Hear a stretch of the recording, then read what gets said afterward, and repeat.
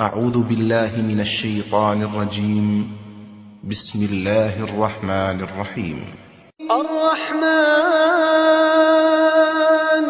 علم القرآن خلق الإنسان علمه البيان الشمس والقمر بحسبان والنجم والشجر يسجدان والسماء رفعها ووضع الميزان ألا تطغوا في الميزان وأقيموا الوزن بالقسط ولا تخسروا الميزان والأرض وضعها للأنام فيها فاكهة والنخل ذات الأكمام والحب ذو العصف والريحان فبأي آلاء ربكما تكذبان خلق الإنسان من صلصال كالفخار وخلق الجن من مارج من نار فبأي آلاء ربكما تكذبان رب المشرقين ورب المغربين فبأي آلاء ربكما تكذبان مرج البحرين يلتقيان بينهما برزخ لا يبغيان فبأي آلاء ربكما تكذبان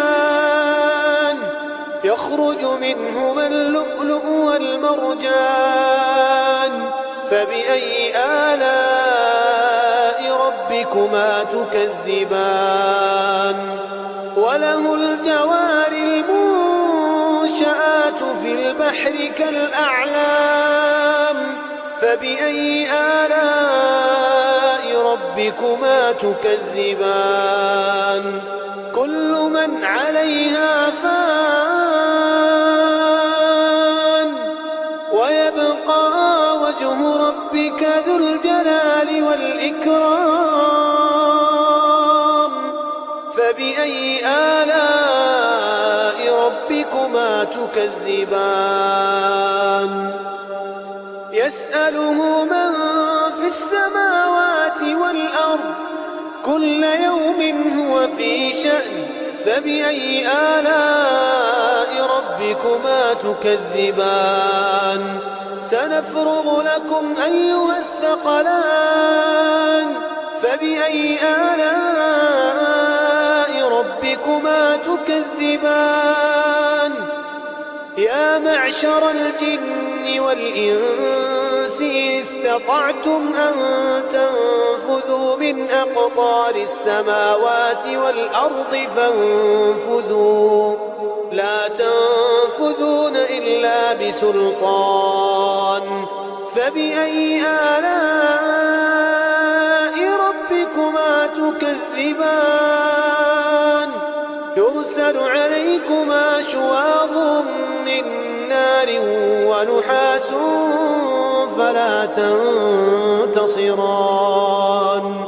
فبأي آلاء ربكما تكذبان فإذا انشقت السماء فكانت وردة كالدهان فبأي آلاء ربكما تكذبان فيومئذ لا يسأل عن ذنبه إنس ولا جان فبأي آلاء ربكما تكذبان يعرف المجرمون بسيماهم يعرف المجرمون بسيماهم فيؤخذ بالنواصي والأقدام فبأي آلاء ربكما تكذبان هذه جهنم التي يكذب بها المجرمون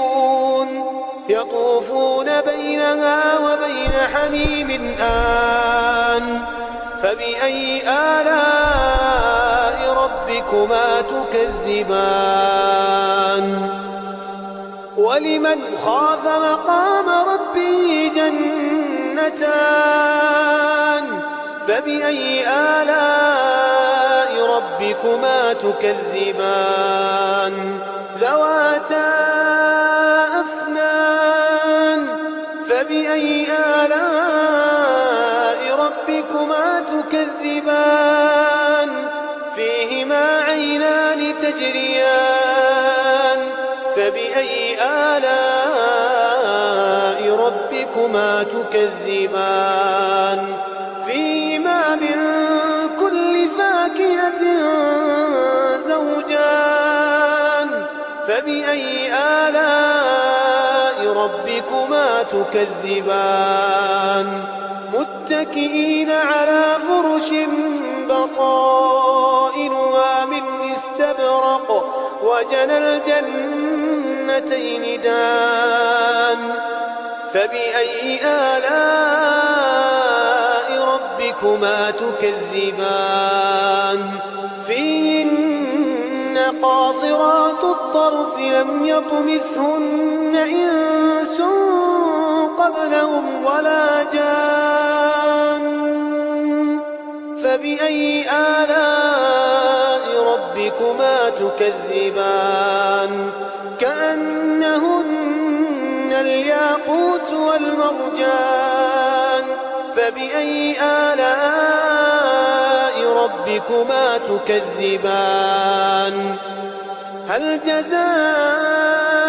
الإحسان إلا الإحسان فبأي آلاء ربكما تكذبان ومن دونهما جنتان فبأي آلاء ربكما تكذبان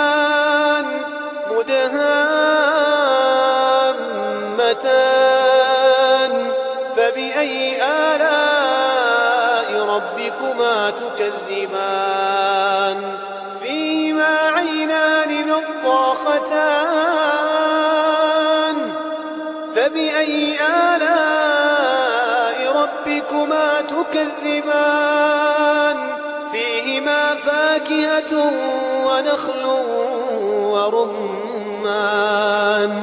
فبأي آلاء ربكما تكذبان فيهن خيرات حسان فبأي آلاء ربكما تكذبان حور مقصورات في الخيام فبأي آلاء ربكما تكذبان لم يطمثهن إنس قبلهم ولا جان فبأي آلاء ربكما تكذبان متكئين على رفرف خضر وعبقري حسان فبأي آلاء ربكما تكذبان تبارك اسم ربك ذي الجلال والإكرام